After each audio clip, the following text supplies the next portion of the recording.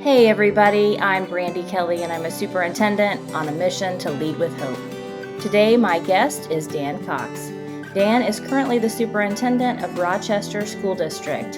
He is committed to sharing Rochester's success stories, believing the importance of celebrating every achievement, and he leads with the motto, "It's a great day to be a rocket."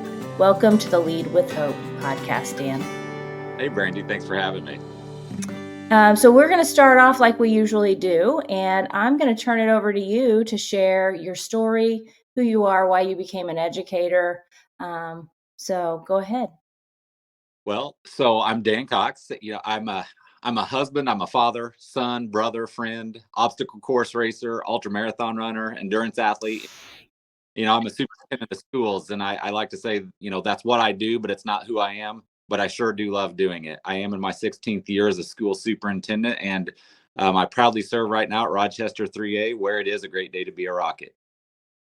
Awesome. So as I was connecting with you, I happened to notice, I love quotes, so this stuck out to me. In your email, you share the quote, "You cannot transcend what you do not know. To go beyond yourself, you must know yourself." Tell me, of all the quotes that you could have picked, Dan, why did you pick that one?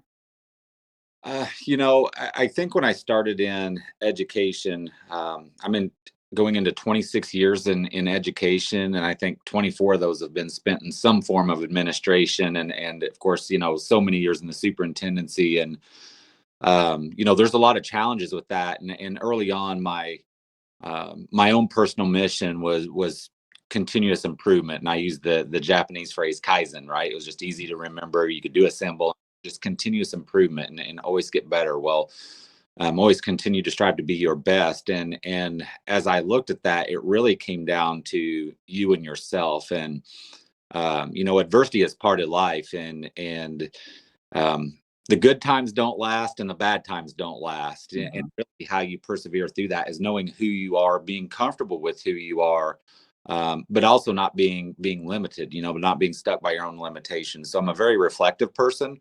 Mhm. Uh, and I try to capitalize on my strengths, but I also know what my limitations are, but I don't want those to hold me back. So I just spend a lot of time thinking about, well, who am I as a person? In my opening statement, I think I spent a lot of years identifying who I was by what I did as a profession. Mhm. Uh, and I said I'm all of these things, but that one thing doesn't define me.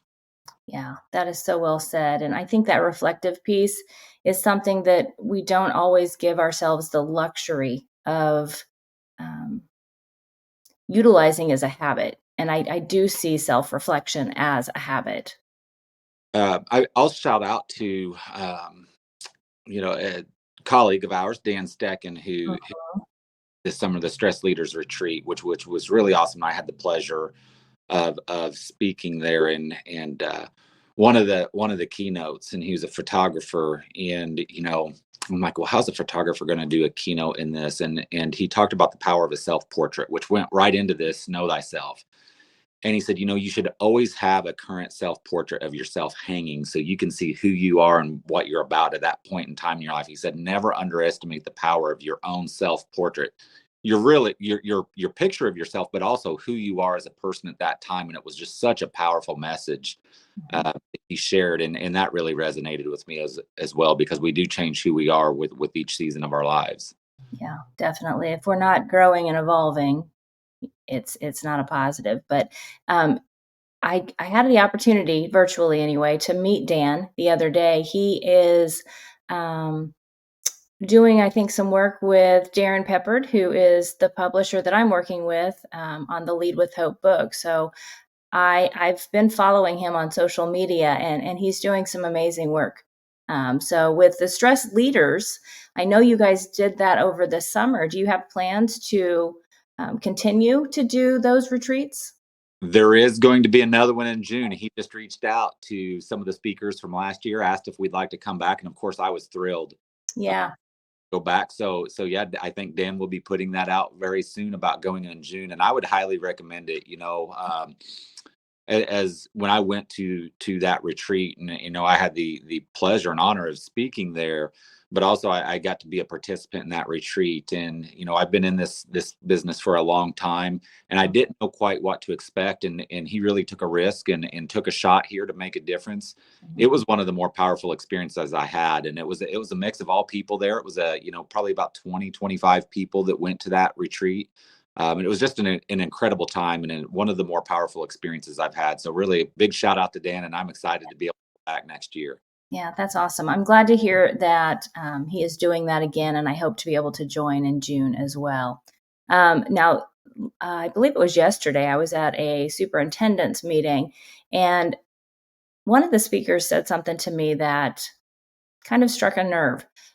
He was talking about the difficulties that superintendents face in the job now. And he said being a superintendent today is more difficult than it was in 2019. Based on that comment, do you agree? Do you disagree? Why? It's different. I said good times pass and Mhm. pass, right. And I've been a superintendent now. I'm going into year 16, and I'll tell you a little story about in year one when I became superintendent. And it was 2010 financial crisis. I was at Jasper County Schools, and we had a significant deficit where we were going to make some really difficult decisions. And day one, it was literally on the first day of the job, I received a letter from the state board where our district was a recipient of the old general state aid hold harmless, and that was supposed to be phased out over the course of 3 years. And on day one on the job as superintendent, I found out they were going to speed that up, and it was all going to go right away. And we lost $1 million in revenue in a district of only serving 1,400 kids. Mhm. Not only did we have a significant deficit, then we had another one on top of that. And I remember it was November. We were at the school board conference, and I saw a colleague. He was also a first year superintendent, and our eyes were big. They were just really huge when we saw each other. I'm like, wow, this is quite the experience here. And he said, the good news is we've got a long time to go, and this is the hardest it will ever be. Mhm. Well, forward, let's fast forward, about 13 years or so, and we led in the pandemic. And I can say I've never really experienced anything like that. But I guess the way I look at that is it harder or not? I think that's really not the debate or the thing to focus on. I think it's just different, and you have to think about adversity. Part of the reason I do what I do, and we'll talk about the endurance sports and the ultra marathons and those type of things, is if you continually put yourself in difficult situations and put yourself in adverse situations and do hard things, you're going to be more prepared to deal with the hard things and adversity as it comes up in your life. And so I just attempted a 100-mile ultra marathon, and when you're out there and doing that, a lot of things you want to find out who you are. You'll do something like that. You have a lot of conversations with yourself, good and bad. And one of the mantras, I really say this out loud when I'm running, you start getting up 50, 60 miles, your body and your mind goes through highs and lows. And when I'm feeling good and I'm just cruising along, I tell myself this feeling will pass. There's Mhm. tough mental space coming down the trail. There is going to be a tough physical space coming down the trail. So I know that's going to happen. When I am in that spot, and there were two spots in this recent race where I fell apart. My team had to put me back together, and I was telling myself out loud. They probably thought I was nuts, right? But I'm like, this feeling's going to pass. This is going to go away.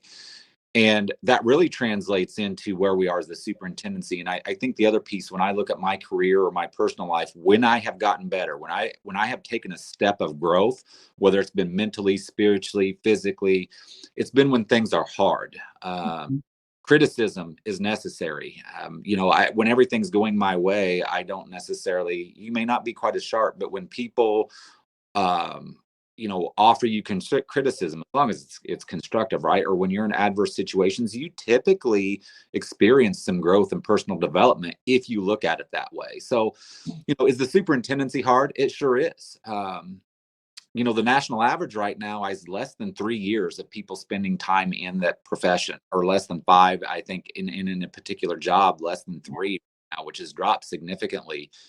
So having done this for a long time now, I've just seen the ebbs and flows of that, and the importance of what you do outside of the profession. If you would have talked to me, Brandy, Mhm. years ago, I would have said, I'm Dan Cox. I'm the superintendent of Rochester 3A. Mhm. That's not the answer today. It's what I do, but it's not who I am, but it's something Right. I love to do. Yeah. Yeah.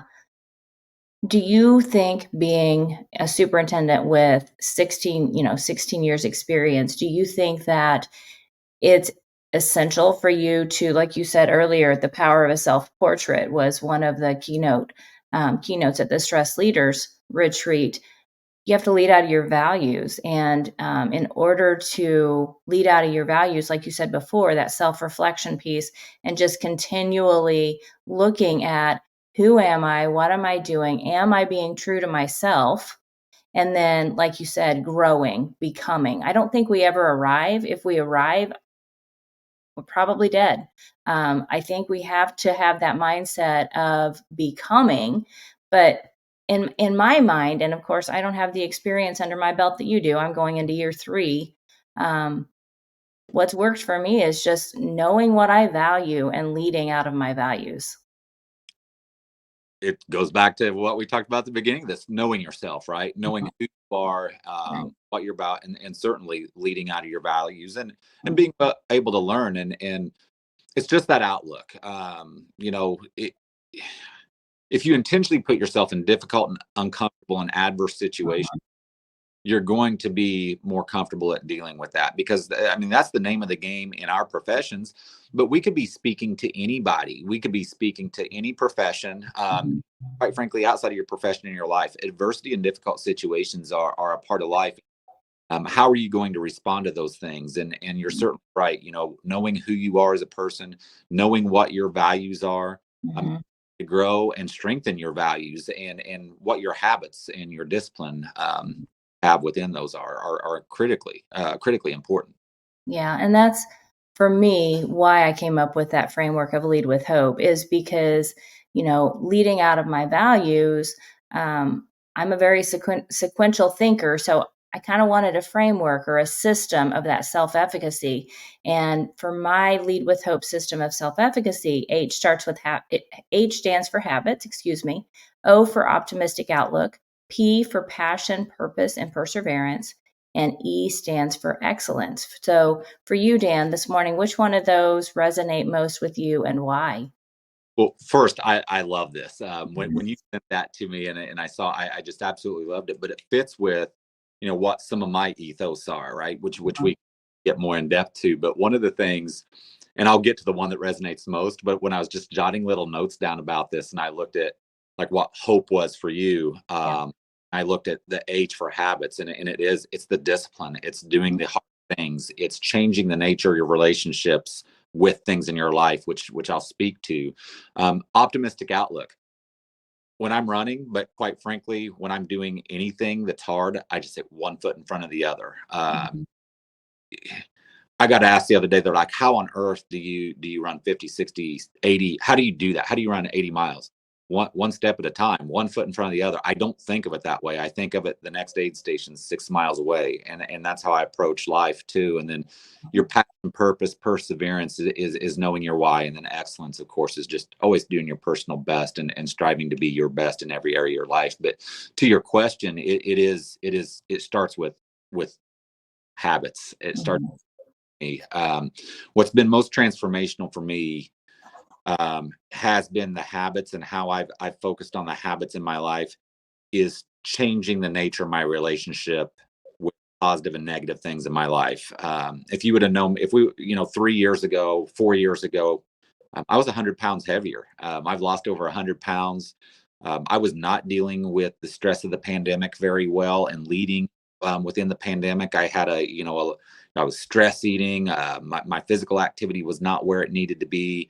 My spiritual life was not where it needed to be. My relationships were not where they needed to be. It was all consuming, with the job and leading through the pandemic, and I knew something had to change. And um, you know how I made positive growth was through the habits, and I'm one, and discipline is a part of that habit. Mhm. not a big person on motivation. Motivation is fleeting. Um, do you think I feel like doing everything I do every day? I do not. There's days I do not want to go out the door and go for a run. There are days I don't want to come to the office and do the job. Every superintendent will tell you, I don't think this is a dirty little secret, but I don't think every superintendent looks forward to every single school board meeting that they have, right? That's not what we relish doing, in our evenings once a month. Mm-hmm. But I changed the nature of my relationships with those things and those thoughts and my thinking. So for me, when you talk about leading with hope, it starts with your habits. I hear all the time, I don't have time to do this, or I can't do this, I can't do that because I don't have time, or I don't have the motivation, or I don't have this. It's deficit thinking. And if you really take an assessment of your life and where you're spending your time, what you're thinking about, what you're reading, what you're consuming, what you're doing, you may find that you have more time in your life to do more than you think you're capable of. Yeah. Yeah. And habits, mindset, all of that kind of goes hand in hand. But, talking to you, Dan, it just really inspires me to look at the habits that I'm engaging in, the good habits and the bad, because I keep saying that exercise is a priority, but for some reason I'm not doing those runs or engaging in those activities. So I think it does start with mindset, but then you have to engage in the habits to change the way that you're living your life. Now, when you think about that, before we started recording, you said that some of the reasons that you're doing some of the things that you're doing now has to do with adversity and maybe some trauma in your life. I'm not sure, but I would love to hear your story around the adversity and or the trauma that has led you to the current healthy mindset and habits that you're engaging in every day today. Sure. So, this was a story, and I'll tell you part of the story, right? Just be Mhm. respectful of time. But it was a story I really wasn't ready to tell for many, many years, and um, it was actually at Dan's Stress Leaders Retreat was the first time I told it, and Mhm. I speak on occasion, and I feel pretty comfortable in front of a group, and it was the night before at 1 a.m. I'm sitting in the hotel room and I couldn't put my thoughts or the presentation together. And I walked in the room the next day and said, "This is the first time I've walked into a room and I have no idea what I'm going to say because it's telling this story and it's incredibly hard." So I asked for grace. I'm like, "Guys, I don't know if I can make it through this, right?"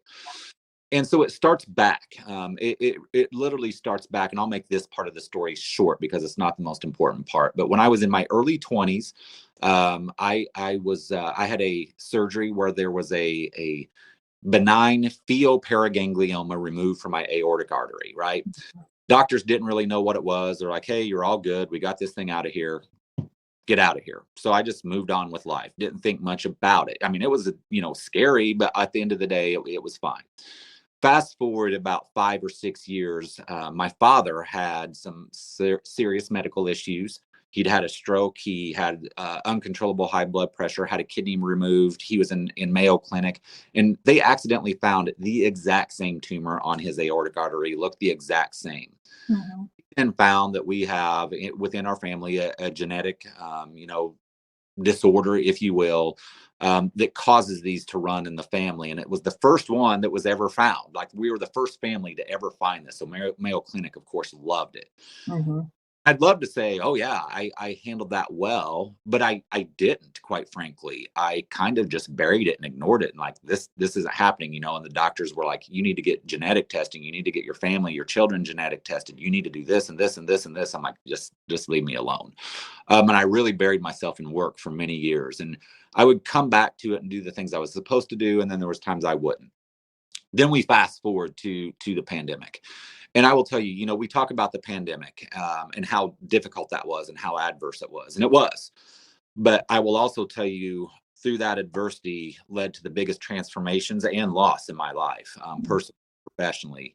So it was an opportunity to take that adversity we experienced in the pandemic. And if you ask me today, if you had the opportunity to go back 4 years and not have the pandemic happen, would you take that? And my answer is no, Mhm. because it was some of the greatest growth of my life during that adversity. And what happened? It was the first day of school for everyone. And it was the first day of school for my sister, Lisa, who was a career educator, a longtime principal at Arcola High School. And Lisa called me on the first day of school. She'd been diagnosed with cancer. Mm-hmm. And what we found is we knew she had the same disorders. She had the same, chances of developing these tumors like my father and I had.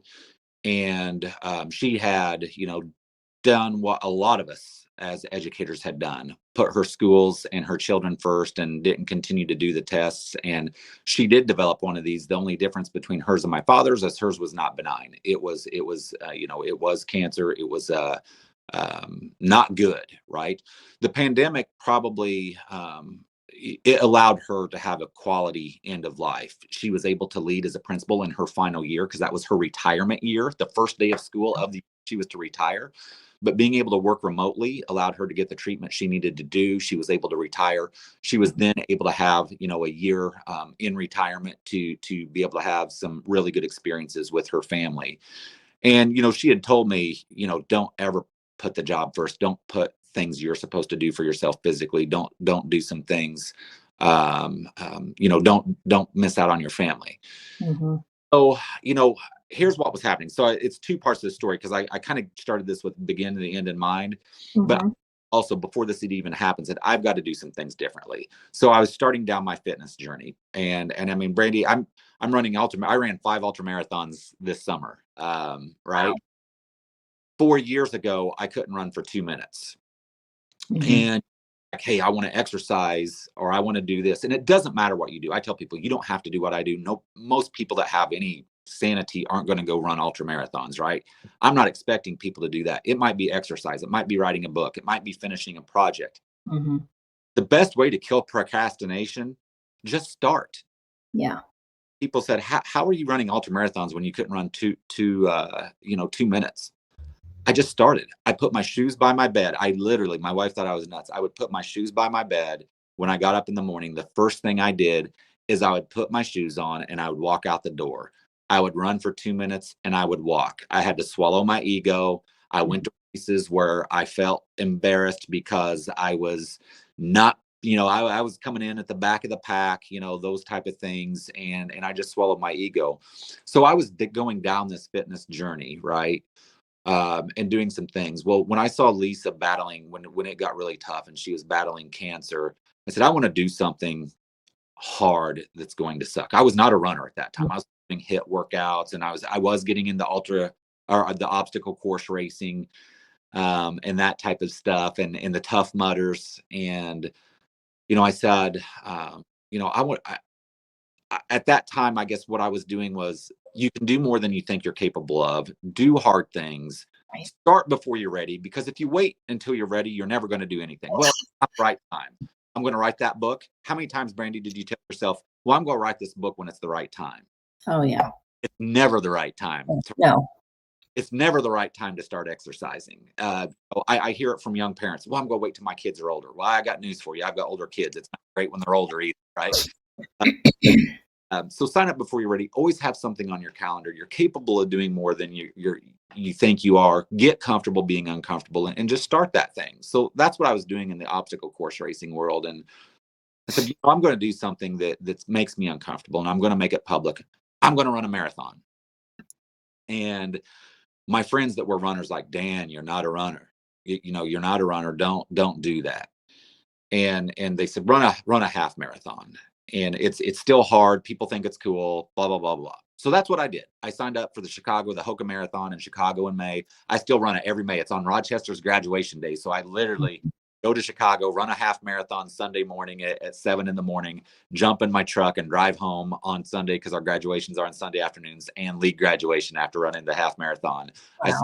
A year because it was my first race, but I ran that half marathon.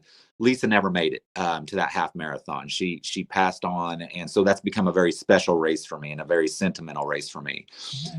And I didn't have an intention of continuing to run after that, but after I did it, I was like, whoa, I kind of like this, right? And so I kept running, but then when she passed, I said, we don't have as much time as we think we do, and we're capable of more than we think we are. So let's see what we can do. Let's see how far we can take things. Let's see how great we can actually be. But there was another side to that half marathon, that the reflective piece, and the know thyself that we talked about at the beginning of this. Mhm. Well, why did I really run that half marathon? Besides, you know, supporting my sister and then in memory of my sister. And this is the part that was transformational. Why did I run that half marathon? Because I knew I could finish. I knew I could. And while I appreciated my friends because they were only looking out for my best interest, and they might have even been right, um, I let my comfort and others' low expectations lower my goals. Mhm. And I said from that point forward, I would never let myself or others lower my expectations or my goals. And I said, I'm going to shoot big and I'm going to do more than I think I'm capable of. And then something just clicked. And I've competed in the world's toughest mudder. I've done some crazy events. I just made the 100-mile attempt, and I keep saying 100-mile attempt. I made it 87 miles before I had to be pulled off, Wow. and I'm super proud of it. And I am going to get that 100 miles, right? Mhm. But that's what happened, and what changed in that experience, in that adversity, was you don't have as much time as you think you do. Just start. You're capable of more than you think you are. Get comfortable being uncomfortable, and don't let others lower your expectations. Don't let yourself lower your expectations, because at the end of the day, I truly ran that half, and I'm not blaming others, because quite frankly, it came down to me. Mhm. Be embarrassed by not finishing that marathon or by performing poorly. I'm like, I know I can run that half deep down. I mean, it's 13 miles, right? I could crawl there if I. Mhm. Well, that's the story. Oh, Dan, thank you first of all for sharing that story. And um, you know, losing somebody that you love is so incredibly difficult. And you're right. We don't know. We don't know how many days, how many hours, weeks, months, years we have left on this life. So um, that's an important story, and it's an important message for you to keep sharing. Is just keep doing hard things, keep pushing the limits, keep setting those expectations. If you think you can do it or you think you can't, you're right, but set those expectations high, and do it for yourself and do it for other people as well. So um, I love that. I love that story, and it really resonates with me as somebody who's also lost a sibling.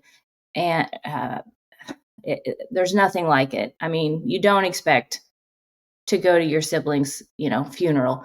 But thank you again for sharing that story. And with the endurance activities that you engage in, what would be one habit that you would tell our listeners to start with? If maybe they're not setting that goal to run 100 miles, but Right. maybe they've just been struggling to get off the couch. What would you say to them? What habit would you point to? Just start. Yeah. Um, Literally, just start. And you want to write a book, write a sentence. Mhm. Write 15 minutes a day. You'll accomplish more than you think you can, and do it every single day. The other piece was, and I talked about changing the nature of my relationships. Mhm. I don't believe that. Well, I'm going. I want to lose 10 pounds, so I'm going to quit eating pizza. That's not going to cut it, because that's why you yo-yo, you slide. Right. I talk to people who struggle with alcohol, and let's use that as an example. The majority of people that you talk to, or I've talked to, they don't want to quit drinking, right? Well, the thought I have, and quite frankly, 93% of Americans surveyed do not want to quit drinking. 85% of those people want to change their relationship with alcohol. Mhm. And so you could take that into food, or you can take that into other habits. And so what I've done with that is, instead of having this all or none mentality, I say I'm going to change my nature of my relationship. I changed the nature of my relationship with food, which Mhm. incredible transformations in my life in healthy habits. I'm going to change the nature of my relationship with fitness. I'm going to change the nature of relationship with the things I consume in my body, or mentally, right? Mhm. Just start, but also give yourself grace. Life happens. That's the adversity part. Don't slide twice. So I'm a runner, right? So I use running as an example. Let's say I miss a run. Okay. Um, Tuesday comes around, life is tough, and I miss that Tuesday run. Okay. Just don't miss Wednesday, or Yeah. don't miss the next scheduled run. If Mhm. the day I missed it, I beat myself up on it. The next one then becomes critical, because what we do in life, the next thing you know, you're like, oh, okay, I missed. Well, everything's screwed up. Now I miss again. Then you miss again. And the next thing you know, it's 2 or 3 months. Mhm. Or you're on a nutrition plan, and you slip up, you slide, you have that big fat double cheeseburger, right? Mhm. But how often does that big fat double cheeseburger lead into a month of binge eating? And then the next thing you know, all the progress and work you have done has went out the window. And so to me, it's focused on the process. Mhm. The outcome is not it. It's the process. I had a really close friend who said, "Man, I'm sorry about your run, a couple weeks ago." And I said, "What do you mean?" He said, "Well, you didn't make your 100 miles. All that time, that 8, 9 months of training, man, it was kind of a waste." And I said, "You're missing the point, man. That was just the reward. That was the outcome. It was the process." And if I told you, over the process of training for 8 months and training that 100 mile, I became closer in my spiritual relationship with God. I became closer with my family, closer with my wife. I became more disciplined in areas of my life and learning. I became, more fit. Well, does that sound like a loss? No, it was the process, what happened to get there, and quite frankly, the people who had to help me get there, because I'm kind of a loner a lot of times. And you Mhm. run 100 miles by being a loner. I had to have my wife and one of our good friends on my pit crew, Kristen Humphreys and Jennifer Garrison, colleagues of ours.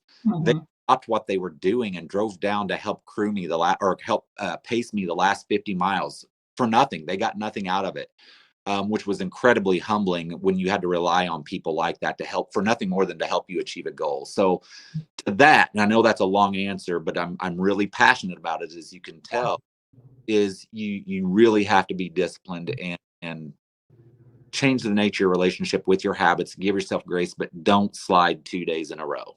Yeah, I love that answer because the process, it's the process, not the event. Early on in my studies, before I became any kind of professional title, whatever, I had a professor that said that over and over. It's the process, not the event, and that is something that really resonates with me and has my entire life since graduating from SLU. But just to recap what you said, just start, do it every single day. That's where I falter, just being transparent, and changing the nature of your relationship with whatever that may be, and also give yourself grace. But again, just start and do it every day. I think that's powerful advice for habits for transforming your life in whatever way you want to transform them. So that kind of leads me to the next question. You talked about being passionate about certain things. Do you have a passion project that you're currently working on that you could share? Yeah, there's two things. You know, One of the things, and it's part of the reason that led to me being on here with you, is um, just seeing how far I can push myself, how much can I achieve, and sharing those stories. What gets me fired up is when somebody texts me and said, "Hey, because of you, I'm going to run my first 5K." Mm-hmm. Or I'm going to, and I keep going to running, but they say, "Oh, I'm going to go do this in my fitness life," or "I'm doing this personally." I had somebody the other day who's going back to school to get a degree, and that's their thing. And we talked about that, which was awesome. So yeah, the running piece, that's someday that will change, right? It won't be running; it might be triathlons, or it Mm-hmm. might be the Ironman, stuff like that. I just want to see how far can I push myself, and how far above what I think I can do can I actually go. Uh, Mm-hmm. so that is a passion of mine, and trying to inspire others to be their best is it. For people out there, my motivation are people who do just start. This summer, I was out running, and I'd noticed this guy on the trail, and he was a big man. I mean, big dude. He's north of 300 pounds. And I mean, he's down that trail at a real slow pace. But I noticed I'd seen him like 6 or 7 times, didn't know him at all. And one day I ran up beside him, I started walking, and I gave him a fist bump. I said, "Hey brother, just keep going, one foot in front of the other." He said, "I see you out here." He goes, "I'll never be you." I said, "Maybe, maybe not." But I said, Mhm. "Years ago, I was you. I was 300 plus pounds, and I was running just like you 3 years ago. So maybe you will, maybe you won't, right? But I Mhm. want to know you're the one motivating me, because I really didn't feel like coming out here. I was having a pity party, and I thought about you out there on the trail. And that's the people who motivate me. I got a good friend, and I think you know him, Doug Roberts, right? Doug training to run a race, one of his first races in many, many years. And I've told Doug, man, this fires me up when people do that and see that. So that's my passion, is just sharing these experiences with each other, because while I hope to inspire other people, I get my inspiration from others. And then the other piece to that end that leads to it is Monday. I've talked about running and fitness, but I get to start a new path and journey, and in becoming a international certified coach, which is going to take a couple years to get that done. But I do want to get that in-depth training to become a coach, so I can better help others, whether through whatever walk of life they want to do, because ultimately that's my goal. That's why I'm an educator. Mhm. Superintendent of schools, in my email signature, I have be the difference. Mhm. Be the difference for other people as much as I can, because that's why we do what we do as educators. And I want to continue that on in my professional, but also my personal life, and in my post career too. Yeah, yeah.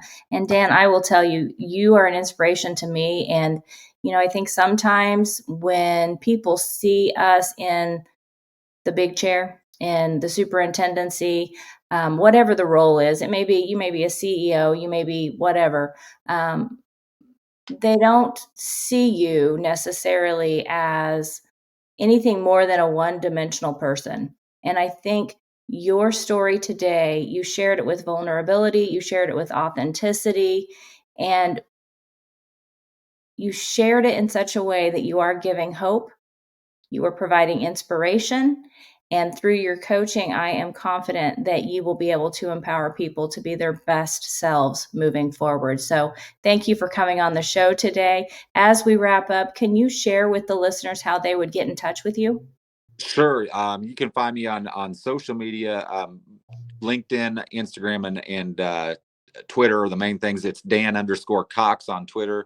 LinkedIn, it's Dan W Cox, and same with Instagram. It's Dan W Cox on Instagram. So I have to include all in there, because there's another Dan Cox who's a politician. So I started putting my initial in there, and because I got some. He's from Maryland. I got some interesting messages a while back when we had the same handles. So I have Dan W Cox in two of those Twitter. You can find me there. And then of course, through the superintendency, you can get a hold of me at Rochester 3A. All right. Well, again, thank you for being the difference. And I hope you have a great rest of your weekend. Yeah, thanks so much. You too. Thanks for having me. Yep. This podcast is a proud member of the Teach Better Podcast Network. Better today, better tomorrow, and the podcast to get you there. Explore more podcasts at teachbetter.com/podcasts, and we'll see you at the next episode.